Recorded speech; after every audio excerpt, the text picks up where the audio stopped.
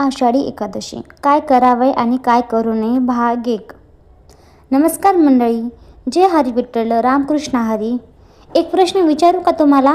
वर्षभरात कितीतरी सण येतात, दिवाळी, दसरा, गणेश उत्सव, होळी, पण अशा एक दिवस आहे ज्या दिवशी लाखो वारकरी शेकडो किलोमीटर चालत फक्त एका दर्शनासाठी पंढरपुराला पोहोचतात.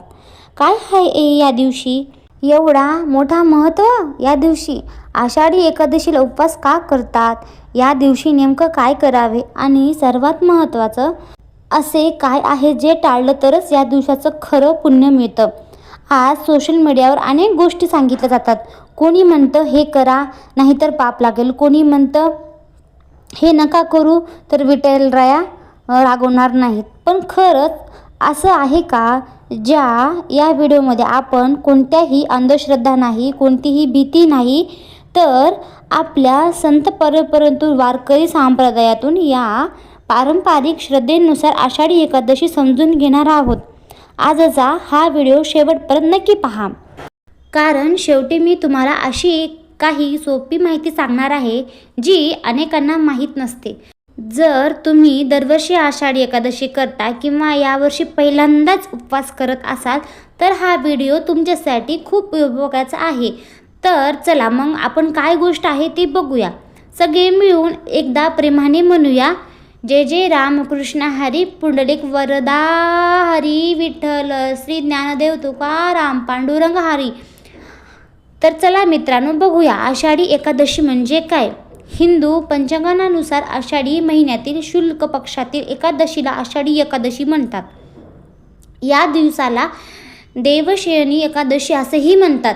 पारंपरिक श्रद्धेनुसार या दिवसापासून भगवान विष्णू योगनिद्रेत जातात आणि 4 महिन्याचा चतुर्मास सुरू होतो. याचा अर्थ देव झोपलेला म्हणून भक्ती थांबते असा नाही बरं का.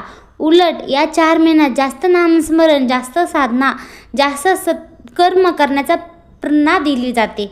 म्हणून आषाढी एकादशी ही केवळ उपवासाची तारीख नाही, तर मन शुद्ध करायची, वाईट सवयी कमी करण्याचा आणि देवाजवळ जाण्याचा एक सुंदर दिवस आहे. थोडा विचार करा, आपण वर्षभर देवाकडे काय मागतो? पैसा, नोकरी, सुख, आरोग्य. पण या दिवशी एकदा तरी फक्त एकच म्हणूया, देवा मला चांगला माणूस बनव. हीच खरी भक्ती आहे. पंढरपूर वारीचं महत्त्व. आता एक प्रश्न, लाखो लोक एवढा मोठा प्रवास पायी करतात का करतात? बसने जाऊ शकतात, रेल्वेने जाऊ शकतात, मग पायीच का? कारण वारी म्हणजे फक्त चालणं नाही, वारी म्हणजे अहंकार सोडणं, समतेचा स्वीकार, एकमेकांना मदत करणं, नाम घेत पुढे चालत राहणं. वारीत श्रीमंत गरीब असा भेद नसतो, जात पात नसते, मोठे लहान नसतो, सगळ्यांचा होठावर एकच भाव असते, विठ्ठल विठ्ठल. वारीत चालताना अनेक वारकरी सांगतात, पाय दुखतील, मना आनंदाने भरून जातात. हीच वारीची खरी ताकद आहे. संतांनी आपल्याला शिकवलं, देव फक्त मंदिरात नाही, ती प्रत्येक माणसात आहे. म्हणून वारी म्हणजे फक्त पंढरपूर गाठणं नाही मित्रांनो, तर स्वतःच्या मनापर्यंत पोहोचण्याचा प्रयत्न आहे. आज लाखो वारकरी टाळ मृदुंगांच्या गजरात अभंग म्हणतात, ज्ञानोबा माऊली तुकाराम असं म्हणत पंढरपुराकडे निघतात. तो देखावा पाहिला की डोळे आपोआप भरून येतात, कारण ती फक्त यात्रा नसते, या श्रद्धेचा महासागर असतो. मित्रांनो, तुम्ही कधी पंढरपुराला वारी केली आहे का?